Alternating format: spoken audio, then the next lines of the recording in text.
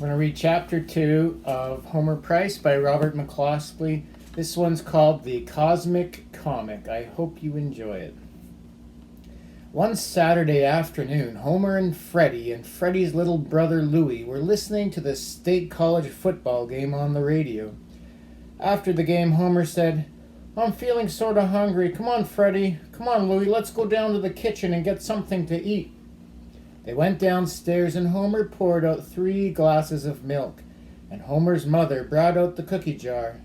"Don't eat too many cookies," she cautioned, "because it's almost dinner time." "No, ma'am, we won't," said Freddie. Then he said to Homer, "Has tonight's newspaper come in?" "I don't think so," said Homer. "Yes, there it is on top of the refrigerator." "Oh boy," said Freddie as he opened it to the comic page. "Let's see what happened to the super duper." So Freddie and little brother Louie and Homer gathered around the paper to see how the super duper was going to get out of the big steel box filled with dynamite where the villain had put him and dropped him into the middle of the ocean from an airship. There in the first picture, the super duper was saying, "Ha ha, that villain thinks he can get rid of me, but he's mistaken." Then, in the next picture, the dynamite exploded and blew the steel box to bits. But that didn't hurt the super duper because the super duper is so tough, tougher than steel, that nothing can hurt him. "Oh, just look at those muscles and that chest the super duper's got," said Freddie, before going on to the next picture. In the next picture, the super duper bounded up from the bottom of the ocean and went whizzing through the air. He caught the airship by the tail and broke it off with a loud crack. In the last picture, the villain was trying to escape in an airplane, but was machine gunning the super duper, but the bullets were just bouncing off his chest because he was so tough. Then it said, "Continued on Monday." "Boy," said Freddie, "that super duper can do anything." "Yeah, but it's only a story," said Homer. "And the story's always the same. The super duper always hits things and breaks them up, and the villain always tries to bomb him or shoot him with a cannon or a gun or an electric ray. Then he always rescues the pretty girl and gets the villain in the end."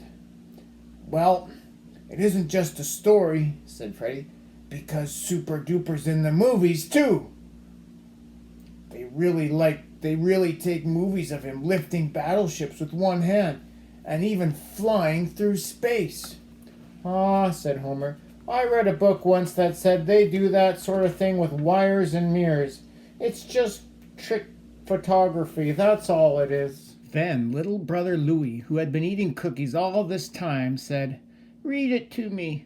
So Freddie had to read it all over again, out loud, and explain this story to little Louie. "Freddie," called Homer's mother, "your mother just phoned and wants you to bring little Louie right home." "Okay, come on, Louie, finish your milk. Goodbye, Homer. Thank you for the cookies." The next time Freddie came over to visit Homer, he brought along some of his super duper comic magazines. "Say, Homer, I thought you might like to look at these," said Freddie. "Gosh, Freddie, you certainly have a lot of those comic magazines," said Homer. "They don't cost much," said Freddie. "Only 10 cents apiece. Here, read this one. Homer, it's the most exciting." Homer took the comic magazine and started to read while Freddie looked over his shoulder. At the beginning of the story, the super duper was dressed in ordinary clothes, just like any other man. Then, after the villain appeared on the second page, the super duper slipped behind a tree and changed into red tights and a long blue cape. "Why does he always change his clothes like that?" asked Homer. "That's because he's so modest," said Freddie in a knowing way. Homer started reading again. After the super duper had changed his clothes, he started flying through space and smashing things. He picked up automobiles and tossed them over cliffs, and he even carried a train across a river after the villain had blown up the bridge. Then, finally, he saved the pretty girl from a horrible death and caught the villain, who turned out to be a very notorious criminal. "Gosh, Freddie, these super duper stories are all the same," said Homer. "No, they're not," said Freddie. "Sometimes the super duper smashes airships, and sometimes he smashes ocean liners. Then other times he just breaks up mountains. But he always rescues the pretty girl and catches the villain on the last page, said Homer. Of course, said Freddie. That's to show that crime does not pay. Oh, shucks, said Homer. Let's go pitch horseshoes. Okay, said Freddie. Freddie won 2 games out of 3 and then said, guess it's almost supper time. See you tomorrow, Homer. Yep, goodbye, Freddie, said Homer. And Freddie gathered up his comic magazines and went up the road home. After supper, when Homer was doing his homework, the phone rang. Hello, said Homer. Hello, that you, Homer? This is Freddie. Say, did you see in the paper tonight that there's going to be a super duper movie over at the Centerburg Theater next Saturday afternoon?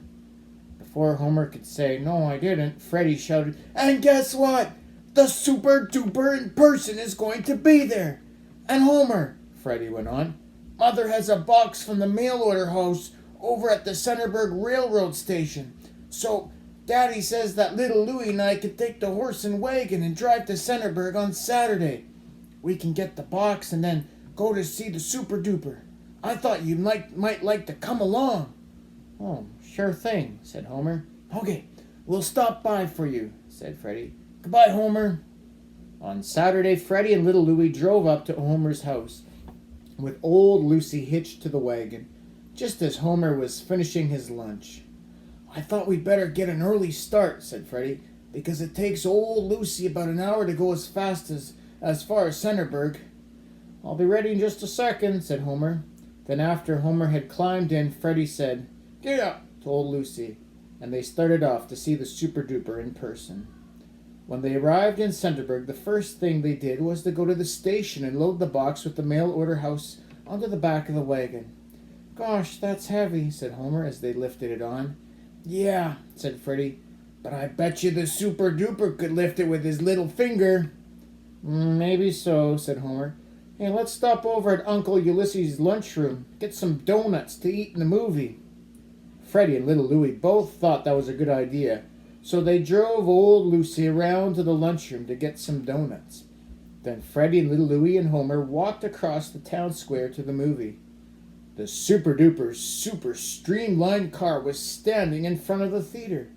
It was long and red with chromium trimmings, and it had the super duper's monogram on the side. After they had admired the car, they bought 3 tickets and went inside. There, in the lobby, was the real, honest-to-goodness super duper. He shook hands with Freddie and Homer and little brother Louie, and he autographed a card for Freddie too. Mr. Super Duper, would you please do a little flying through space for us, or maybe just bend a few horseshoes? Asked Freddie. I'm sorry, boys, but I haven't time today, said the Super Duper with a smile. So Homer and Freddie and little Louie found 3 good seats and ate donuts until the picture began. The picture was called The Super Duper and the Electric Ray. That was because the villain had a machine that produced an electric ray, and every time he shined it on a skyscraper or an airplane, the skyscraper or the airplane would explode. He turned the ray on Super Duper too, but of course the Super Duper was so tough that it didn't hurt him. Little Louie got so excited, though, he choked on a donut, and Homer had to take him to the lobby for a drink of water. But finally the Super Dupers broke the villain's headquarters to bits, and lifted the X-ray machine, which must have weighed several tons, and tossed it over a cliff. Then he caught the villain and rescued the pretty girl. But at the very end, the villain slipped away again, and then these words appeared on the screen. Next installment, next Saturday afternoon. Why did the Super Duper let the villain get away? Asked little Louie on the way out. Oh, I guess that's because he wanted to chase him next Saturday, said Homer. Outside, they admired the Super Duper's car once more, and they started home in the wagon. It was evening by the time old Lucy, pulling the wagon with Freddie and little Louie and Homer on it, had reached the curve in the road just before you come to Homer's father's filling station. A car honked from behind, and Freddie pulled old Lucy over to the edge of the road. Then swoosh! Around from the rear sped a long red car with chromium trimmings.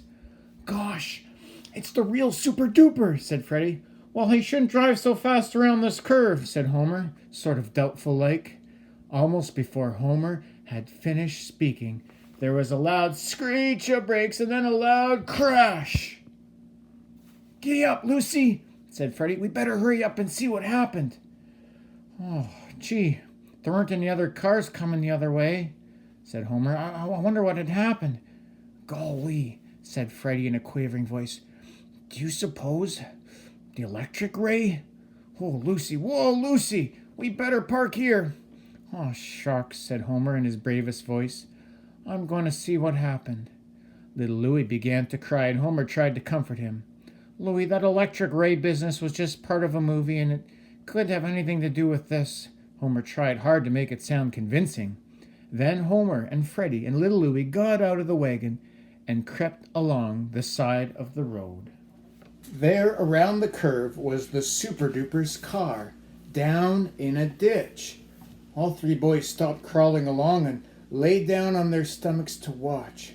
"Oh boy," whispered Freddie. "Now we'll get to see the Super Duper lift it back on the road with one hand." There was a flash of light, and little Louie cried, "Is that the electric ray?" "Oh, it's only the headlights of a car," said Homer. "Come on, let's go a little closer." They crept a little closer. They could see the Super Duper now, sitting there in the twilight, with his head in his hands. "I wonder if he got hurt?" asked Homer. "Nah," whispered Freddie. "Nothing can hurt the Super Duper because he's so tough." "Well, if he isn't hurt, why doesn't he lift the car back on the road?" asked Homer. "Shh," said Freddie. "He's an awful modest fellow." So they waited and watched from the bushes. The Super Duper sighed a couple of times, and then he got up and started walking around his car. "Now watch," said Freddie in a loud whisper. "Oh boy, oh boy." The Super Duper didn't lift the car. No, not yet. He looked at the dent that a fence post had made in his shiny red fender, and then the incredible happened. That colossal, gigantic, antic Super Duper, that same Super Duper who defied the elements, who was so strong that he broke up battleships like toothpicks, who was so tough that cannonballs bounced off his chest, yes, who was tougher than steel. He stooped down and said, "Ouch." Yes, there could be no mistake. He said it again louder. "Ouch." The great Super Duper had gotten himself caught on a barbed wire fence. Well, for crying out loud," said Freddie. "What happened?" asked little Louie. "Did he get himself rayed by the villain?" "Oh, come on, Freddie, let's go untangle him," said Homer. Then Freddie and little Louie and Homer unsnagged the Super Duper, and he sighed again and said, "Oh, thank you, boys. Do you know if there's a garage near here? It looks as though it'll take a wrecking car to get my car out of this ditch."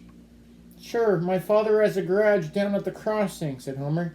"And we have a horse right up there on the road. We can pull your car right out of the ditch," said Freddie. "Well, now isn't that lucky?" said the Super Duper with a smile. So they hitched old Lucy to the car, and she pulled and everybody pushed until the car was back on the road.